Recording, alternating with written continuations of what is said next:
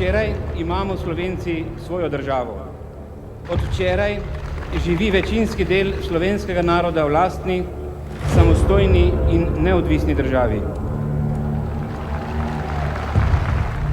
Glede osamosvojitve je bilo zelo pomembno, da so vse politične stranke, ki so bile v parlamentu, sklenile sporazum, da podpirajo plebiscit, in na tej podlagi je bil plebiscit izjemno uspešen. Takoj po osamosvojitvi je sprejemanje ustave postala glavna naloga.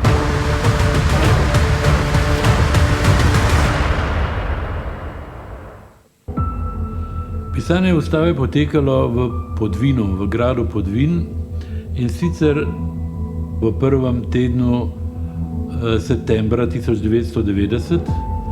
Večji del ustave je bil napisan takrat, delali smo po 14 ur na dan, ampak na ta način se nam je to nekako išlo.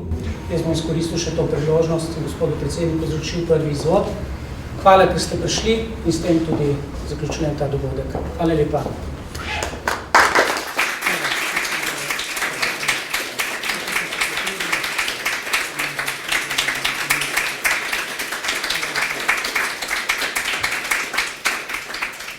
Visoki gostje, gospe in gospodje. Gospod direktor, hvaležen sem vam, da ste me tudi danes ob tej slovesnosti povabili k priložnostnemu nagovoru. Naj uvodoma izkoristim vašo pozornost za to, da se pridružim cenjenemu profesorju, ki je, tako kot ostala dva v prispevku, pozval k temu, da sprejetje ustave postavimo v nek kontekst in da razumemo njen pomen v tem kontekstu in tudi danes. V tej luči bi si dovolil to reči skozi obeležitev 30 obletnic pomembnih prelomnih dogodkov, ki smo jih zaznamovali v predsedniški palači ali drugje, zato da bi javnost spomnili 30 let kasneje na tiste prelomne dogodke, ki veljajo za pot, način, ki smo jo ubrali za osamosvojitev, obrambo samostojne države in njeno diplomatsko priznanje. Doslej smo imeli 12 takih dogodkov. Morda bi bilo tudi za ta zbor zanimivo pogledati, kateri so bili ti prelomni dogodki, ki smo jih obeležili z različnimi slavnostmi in govorniki. Začeli smo z ustanovitvijo Odbora za varstvo človekovih pravic. Nadaljevali z obeležitvijo 30. obletnice Majniške deklaracije leta 1989, deklaracije za suvereno državo slovenskega naroda. 30. obletnico posaditve lipe sprave na Ljubljanskih Žalah. Četrti dogodek je bil posvečen 30. obletnici razglasitve amandmajev k Ustavi Socialistične republike Slovenije.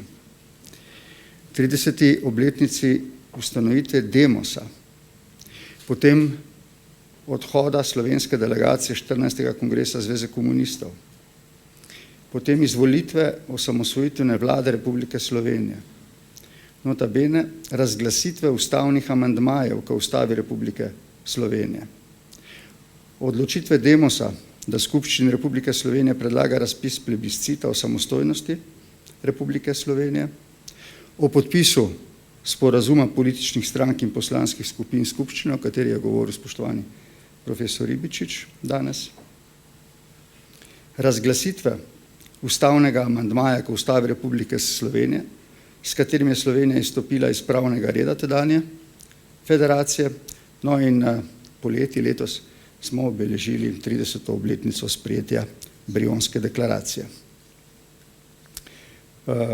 Zanimivo je, da do sedaj praktično četrtino pomembnih prelomnih dogodkov obeležujejo odločitve povezane z spremembo ali sprejetjem ustave. Letos bomo praznovali 30. obletnico sprejetja ustave.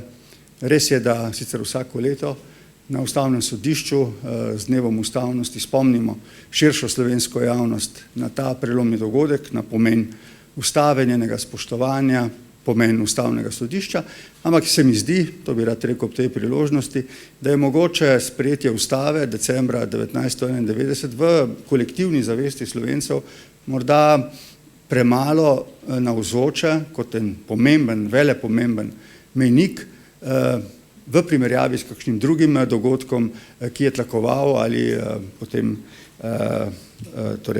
določil samo osamosvojitev, obrambo ali 22. maja s sprejemom v OZN, 22. maja 1992 tudi recimo njeno diplomatsko priznanje. Slovenska ustava je, kot je bilo že tudi povedano, zdaj najdlje trajajoča ustava, kar smo jo Slovenci imeli, pomeni na nek način rojstvo naše suverene države. Z njenim sprejemom smo opredelili vsebino te države, če smem tako reči, demokratično ureditev, temelječo na spoštovanju človekovega dostojanstva vsakogar in na varstvu njegovih temeljnih človekovih pravic in svoboščin. Temeljna ustavna listina, ta recimo rojstni list naše države skupaj z ustavo in spremljajočimi ustavnimi zakoni določajo temeljne okvire in pogoje svobodnega in pravičnega sožitja vseh prebivalcev in prebivalk naše države, določajo njeno ureditev, katere bistvo je sobivanje različnosti, različnih idej, tudi interesov, tudi različnih predstav o bodočem razvoju države. Skratka, sobivanje in spoštovanje različnosti, kar je bistvo demokracije. Okvir za to torej določa ta ustava, ki je v bistvu družbeni dogovor o mejah različnosti in o pravilih, ki zagotavljajo red ob hkratni svobodi.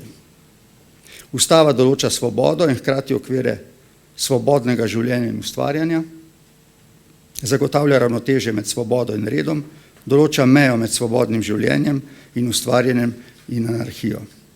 Ustavne norme in načela, njihova razlaga in uporaba so odraz družbenega razvoja in vrednot, so torej dinamične kategorije, zato je bila tudi že 11-krat nenazadnje spremenjena.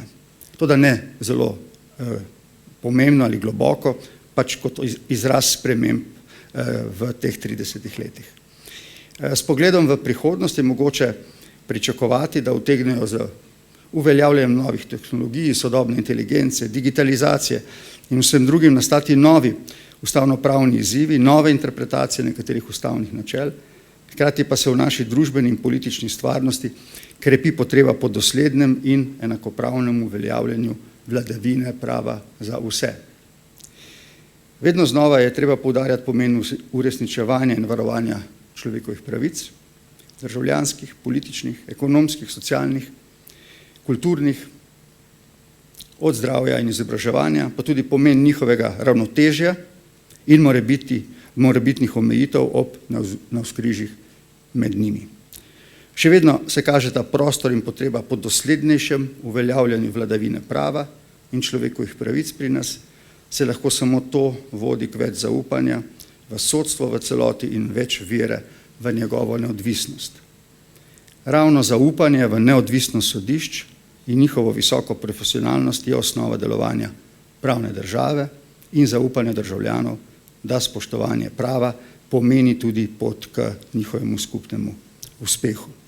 Spoštovane gospe in gospodje, vsi smo dolžni spoštovati in varovati našo ustavo, vse veje oblasti, vsi državni organi, državljanke in državljani, vsi imamo to dolžnost.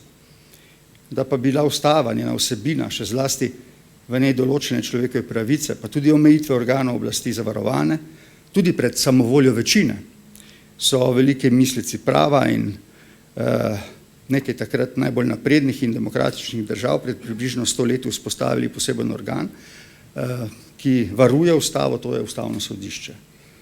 Je neodvisen in hkrati avtoritativen organ po njegovem položaju, še zlasti pa po njegovi sestavi uglednih in neodvisnih ustavnih sodnikov, predanih vrednotam, ki jih vsebuje in varuje prav ta ustava. Naj končam zahvalo vsem, ki ste soprispevali k jubilejni izdaji naše ustave, pa tudi s hvaležnostjo tistim, ki so našo ustavno demokracijo gradili s teoretičnim delom in ustavno-pravno judikaturo. In naj hkrati izrazim željo, da bi bila ustava, ta magna karta človekovih pravic in svoboščin in varuh vladavine prava v naši državi, morda prav v obliki tokratne jubilejne izdaje, med knjigami v domovih, s tem pa tudi v naših mislih in srcih, v srcih naših ljudi. Hvala lepa za vašo pozornost.